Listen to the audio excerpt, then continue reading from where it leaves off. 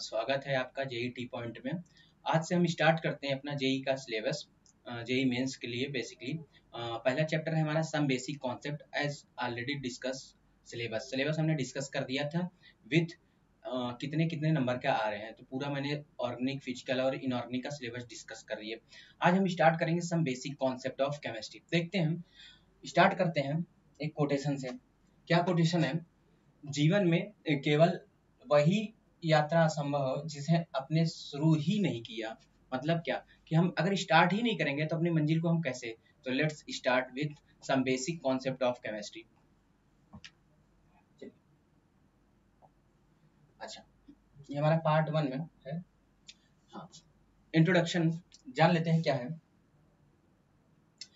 What is chemistry? Question आ जाता है कि व्हाट इज केमिस्ट्री, आप केमिस्ट्री किसे कहते हैं? तो हमने सिंपल डेफिनेशन है, chemistry deals with the composition, structure and properties of the matter. Simple, matter का स्ट्रक्चर क्या है, कंपोजिशन क्या है एंड उसकी क्या प्रॉपर्टीज है, इसी को क्या बोलते हैं हम?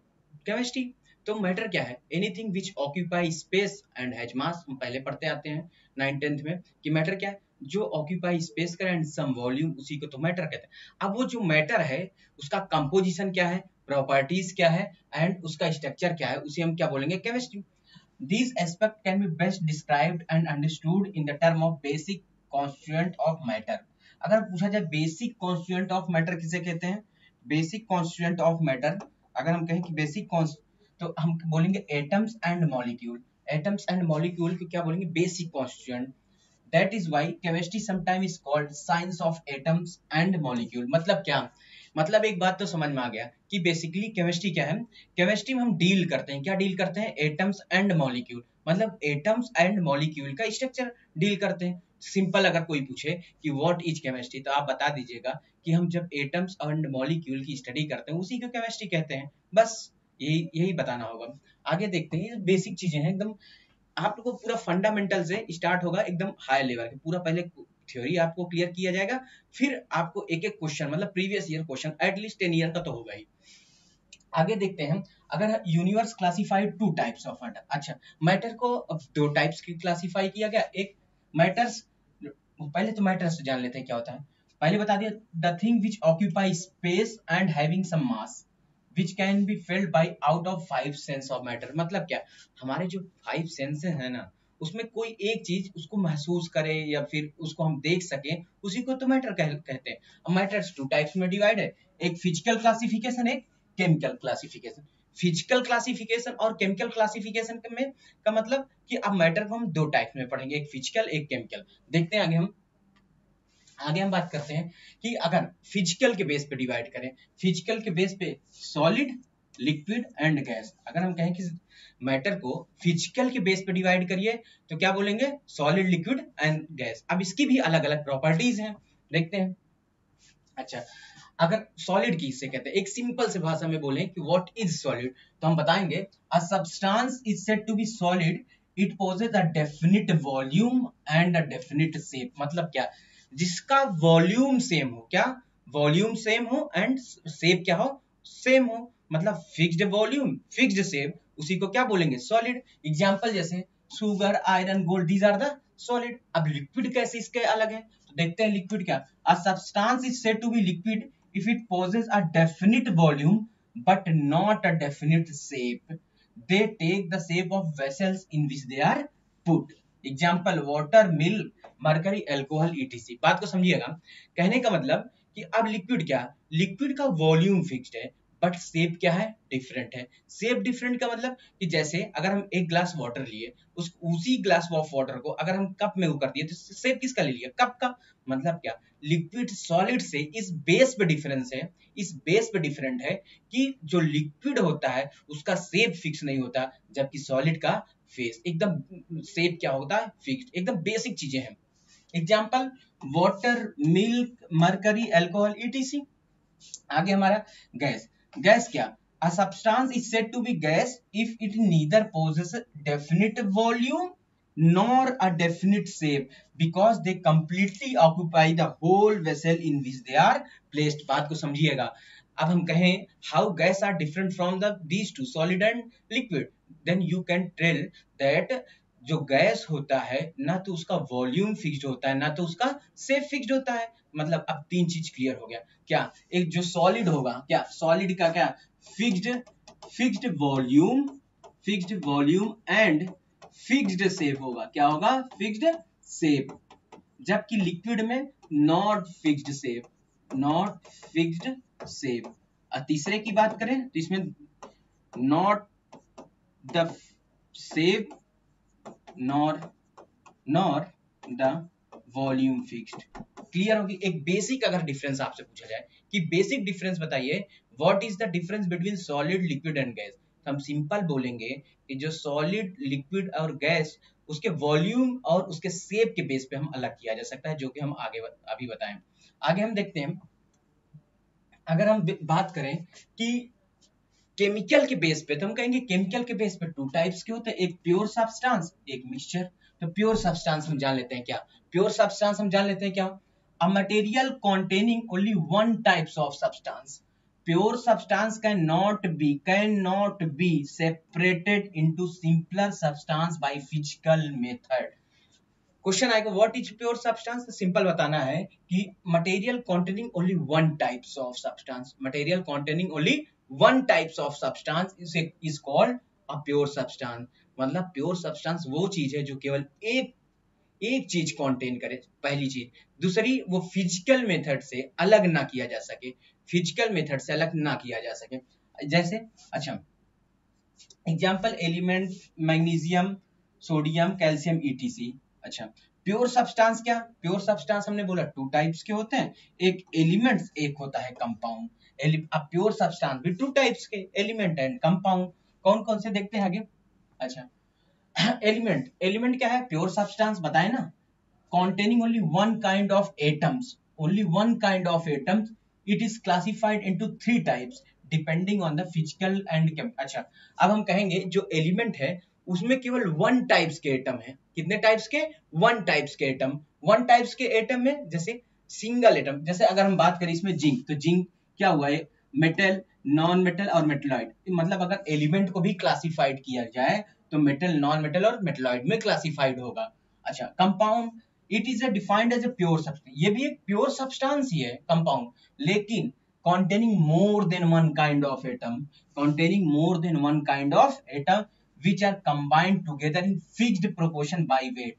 बात को समझिएगा, पूछा जाएगा कि what is the difference between element and compound, तो आप बताइएगा जो एलिमेंट्स होता है वो भी एक प्योर सब्सटेंस है और जो कंपाउंड है वो भी प्योर सब्सटेंस, बट जो एलिमेंट होता है वो ओनली वन टाइप्स के एटम से बने हुए हैं, जबकि compound more than two one types of element atom से बने हुए हैं।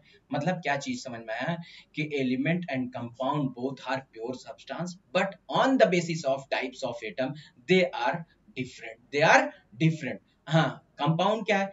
कंपाउंड में एक चीज और है कि जब दो, अगर हम बोल दिए ना मोर देन वन टाइप से एटम है, तो मतलब एक चीज तो क्लियर कट है। क्या क्लियर कट समझ में आया कि क्या समझ में आया कि वो फिक्स्ड प्रोपोर्शन बाय मास के रेशियो में, फिक्स्ड प्रोपोर्शन बाय मास के रेशियो में क्या हुए हैं? ऐड हुए हैं।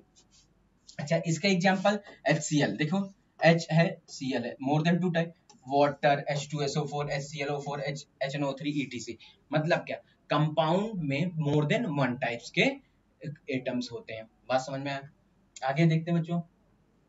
अच्छा अब बात आई कि मिक्सचर किसे कहते हैं, तो हम बोलेंगे a material which contain more than one type. अभी बोला दो टाइप्स के होते हैं, अगर केमिकली डिवाइड किया जाए मैटर, एक फिजिकल एक केमिकल, तो केमिकल में भी हमने पढ़ा के प्योर सब्सटेंस। अब एक आ गया मिक्सचर, तो मिक्सचर क्या है? A mixture containing more than one types of substance which mixed any ratio by weight and known as mixture.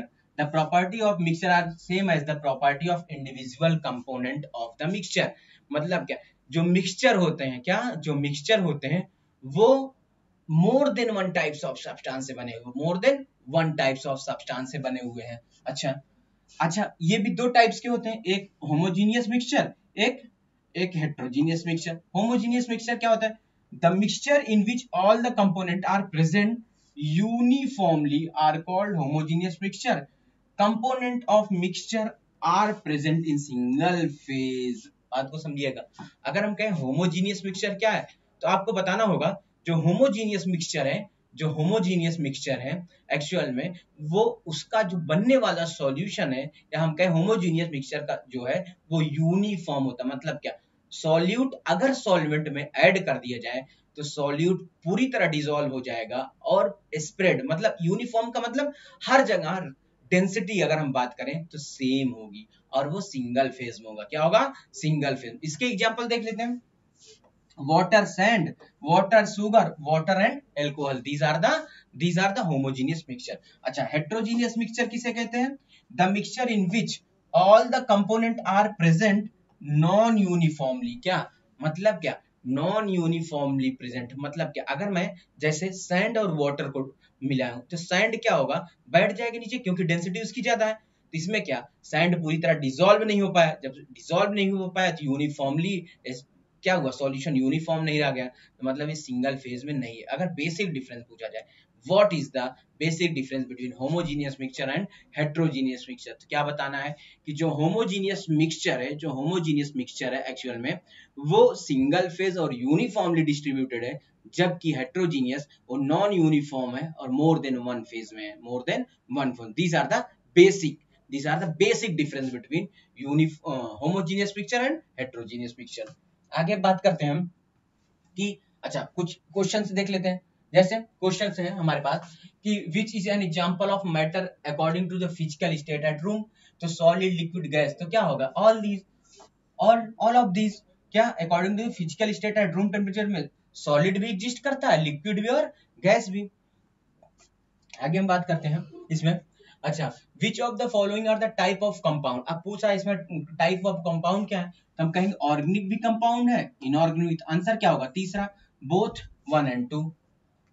Next question, next question है हमारे पास, पूछ रहा है कि विच of the following is example of homogeneous mixture. अरे भाई water and alcohol ही, क्यों, water और अल्कोहल सिंगल फेज बनाएंगे, यूनिफॉर्म होगा, जबकि वाटर और सैंड नहीं, ऑयल ऊपर आ जाएगा। ना ना, मतलब इसका आंसर क्या होगा, water and alcohol, water and alcohol.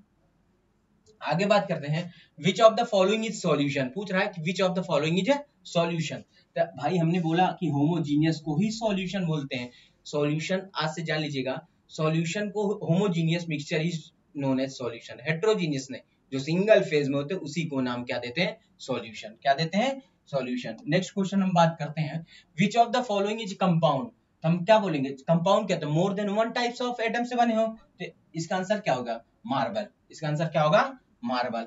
आगे बात करते हैं हम, पूछा है which of the following statement is are true, an element of substance containing only one kind of atom, second है a compound can be decomposed into its component, तीसरा all homogeneous mixture और solution। तो इसका answer तीनों होगा, ये भी सही है, ये भी सही है, ये भी सही है, मतलब आंसर क्या होगा, ऑल ऑफ दीज। क्या होगा, ऑल ऑफ दीज। आगे देखते हैं नेक्स्ट क्वेश्चन है, a pure substance can only be, तो भाई एन एलिमेंट और कंपाउंड हमने तो बताया था, प्योर सब्सटेंस क्या हो सकते हैं, या तो एलिमेंट या तो कंपाउंड हो सकते हैं। आगे की बात करते हैं हम, विच of the following is not a mixture, पूछ रहा है कि विच of the following is not a mixture, mixture कौन सा नहीं है, तो भाई क्या, सेकंड डिस्टिल्ड वाटर, क्योंकि प्योर फॉर्म में होता है। आगे अच्छा, अब एसआई यूनिट की बात करते हैं। एसआई यूनिट का मतलब सिस्टम इंटरनेशनल। अच्छा, जैसे एसआई यूनिट की पहली बात तो जरूरत क्या पड़ी, बात को समझिएगा, एसआई यूनिट की जरूरत क्यों पड़ी। देखिए जैसे अगर हम बात करें कि अगर लेंथ है, अगर हम कहें कि 1 metre is equal to 100 centimetre, 1 metre is equal to 100 centimetre, हम यहाँ मान लेते हैं। अगर यही चीज ऐसा ना हो कि यहाँ पे इंडिया में 1 मीटर इज इक्वल 100 सेंटीमीटर, ऐसा ना हो कि अमेरिका में 1 मीटर बराबर 90 सेंटीमीटर, मतलब एसआई यूनिट की जरूरत इसलिए पड़ी कि हर देश में एक इक्वल मेजरमेंट चले। क्या चले, एक इक्वल मेजरमेंट, मतलब क्या, लेन देन आसानी, import and export must be same. तो एक तो बेसिक अगर पूछा जाए what why SI unit needed, तो इसीलिए नीड हुआ कि हर जगह इक्विवेलेंट चीजें क्लियर हो, मतलब एक्सपोर्ट और इंपोर्ट में चीजें मतलब प्रॉब्लम ना हो। तो एसआई यूनिट अगर हम बात करें, थोड़ा सा थ्योरी देख लेते हैं। Different types of unit of measure have been in use of different part of the world, example kilogram, pound, etcetera, mass, these are to have common system, हमने बताया ना, to have common system of unit throughout the world, मतलब क्या, through out the world, मतलब एक common system of unit होना चाहिए। क्या मतलब पूरे वर्ल्ड में ये मेजरमेंट सेम होना चाहिए। तो कौन इंट्रोड्यूस किया? French academy of Science in 1791.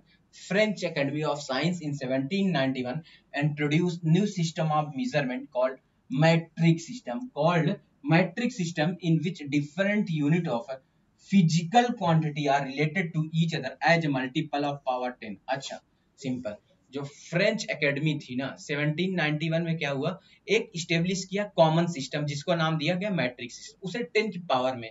जैसे अगर हम कहें कि अगर हम इसको 1000 है तो उसने क्या लिखा, 10 के पावर में 3, 10 के पावर में 3। अगर हम कहें कि 10,000 है, इसको क्या लिख सकते हैं, तो हम कहेंगे 10 के पावर 5। मतलब क्या समझ में आया, जो फ्रेंच एकेडमी ऑफ साइंस थी, जो फ्रेंच एकेडमी ऑफ साइंस था, उसने क्या किया, 10 के पावर में स्टेब्लिश करना कोशिश किया। इससे क्या हुआ, हमको वैल्यू आसानी से लिखने और पढ़ने में काम हुई। अच्छा, कुछ एसआई यूनिट होते हैं।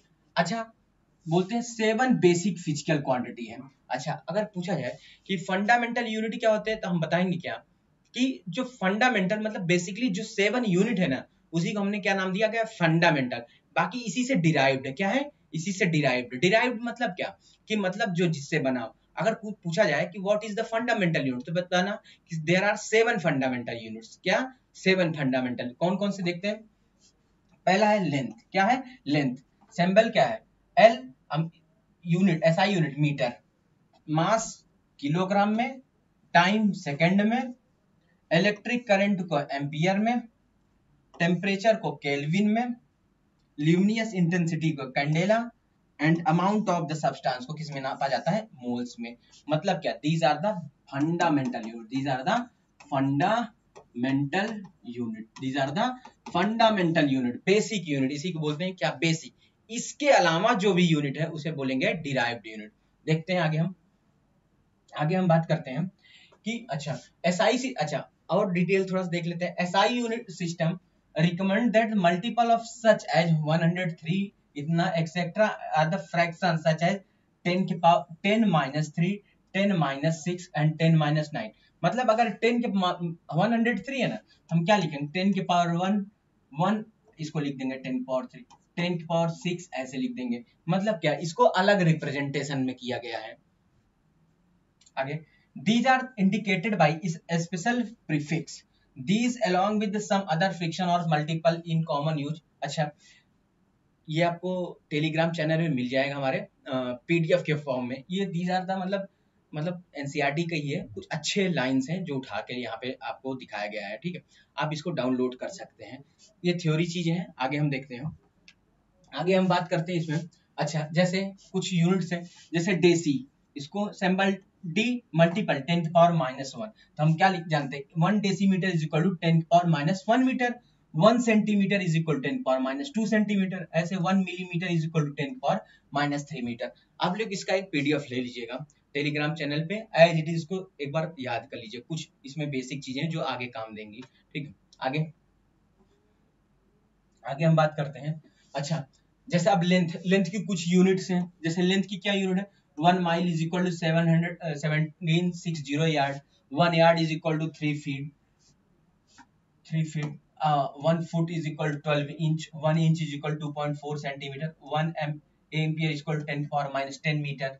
ऐसे मास को 1 ton is equal to 1000 KG, 1 quintal is equal to 100 KG, 1 KG is equal to 2 pounds, 1 kg is equal to 1000 gram, 1 gram is equal to 1000 milligram, 1 mu is equal to 1.67 into 10 power minus 24 gram. अच्छा, volume की कुछ unit, 1 litre is equal to 1 decimetre cube, ये important है, आता है 1 litre is equal to 1 decimetre cube, इसको ये चीज आप कन्वर्जन में काम देगा। 1 ml is equal to 1 centimetre cube is equal to 10 power minus 6 metre cube. मतलब ये इंपॉर्टेंट है, आप इसको अच्छे से याद कर लीजिएगा, कन्वर्जन में काम देता है। आगे हम बात करते हैं। अच्छा, एनर्जी की कुछ यूनिट है, जैसे 1 calorie is equal to 4.1 joule, या फिर इसको सिंपल 4.2 जूल लिख देते हैं। 1 जूल इज इक्वल टू 100, अच्छा 10 की पावर 7, इसको 10 की पावर 7 आगे कर लीजिए। 1 litre atmosphere is equal to 101.3 joule. 1 electron volt, important unit है, 1 electron volt is equal to 1.6 into 10 power minus 19 joule.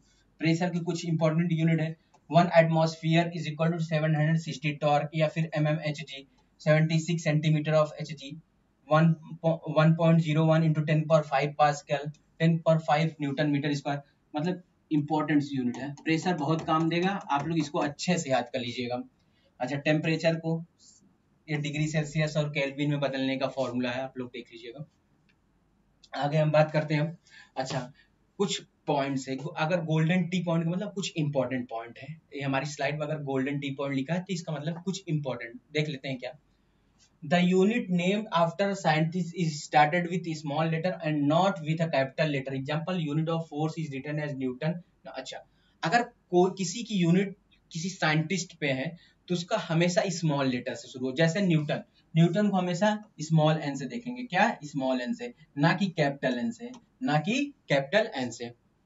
Second, symbol of the unit do not have plural ending like as, for example we have 10 centimeter and not 10। अच्छा, plural form में नहीं लिखना है, जैसे अगर हमको 10 लिखना है तो 10 सेंटीमीटर, नॉट 10 cms, ठीक है। आगे, word and symbol should not be mixed, example we should write इधर जूल पर मोल और joule per mole and not joule पर। अच्छा, अगर हमको लिखना हो जूल पर मोल को या तो पूरे वर्ड में लिखें या तो ऐसे जूल पर मोल।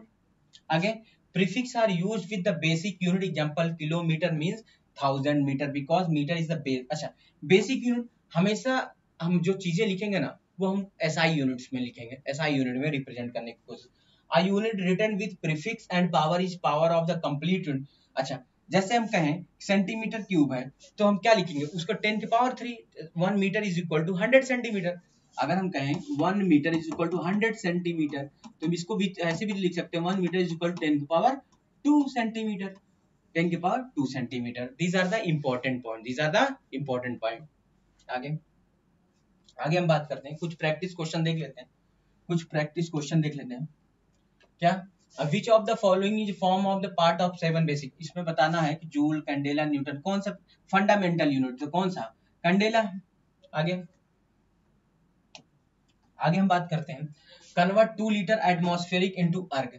अच्छा, 2 लीटर एटमॉस्फेयर को अर्ग में कन्वर्ट, हमको क्या पता है, अगर 1 litre atmosphere is equal to 101.3 joule, यही तो जानते हैं, इज इक्वल टू कितना 10 की पावर 7 अर्ग, यही तो पढ़े थे हम। तो 2 लीटर है तो 2 से मल्टीप्लाई करके पहले जूल मिला दिए, फिर 2 से मल्टीप्लाई करके 10 की पावर 7 से ये आ जाएगा 202.6 इंटू 10 की पावर 7 अर्ग, ये आ जाएगा। तो हमको पता क्या है 1 लीटर इज इक्वल टू इतना जूल, पुनर्जन अभी हम आपको दिए थे, जरूर याद होना चाहिए, वो याद रहेगा तो जल्दी हो जाएगा क्वेश्चन। आगे देखते हैं, आगे हम बात करते हैं, पूछ रहा है convert 2 ATM into centimetre of Hg। अच्छा, हमको पता है 1 atmosphere is equal to 76 centimetre of Hg, तो 2 ATM है तो 2 into 76 centimetre is equal to कितना आंसर आ गया 152 centimetre of Hg, 152 centimetre of Hg।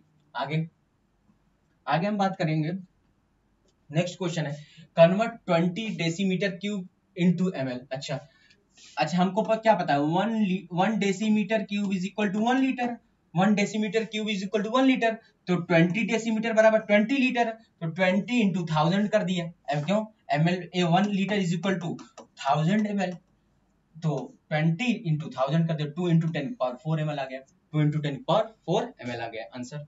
Next question देखते हैं हम, नेक्स्ट क्वेश्चन है हमारे पास convert 59 Fahrenheit into degree Celsius, तो सीधे क्या ये हमने फॉर्मूला बताया था आपको, यही लगा देना है, तो आंसर कितना आ गया 15 डिग्री सेल्सियस, कितना आ गया 15 डिग्री सेल्सियस। आगे नेक्स्ट देखते हैं हम, नेक्स्ट क्या है हमारे पास।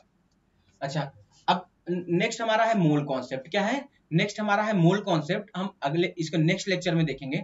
अभी चीजें क्या एकदम बेसिक चीजें मैं पढ़ाया हूँ, पूरा क्या स्टार्ट क्या किए थे व्हाट इज केमिस्ट्री, फिर मैटर से देखे, तो आपको क्या करना है इसका रिवीजन, क्या करना है रिवीजन, कैसे, या तो ये चैनल आप लोग PDF से डाउनलोड कर लीजिएगा या तो इसको रिपीट करके रोक रोक के आप देख लीजिएगा, जो मैं पढ़ाया हूँ उसको आप PDF टेलीग्राम चैनल से डाउनलोड कर लीजिएगा। आज के लिए थैंक्स।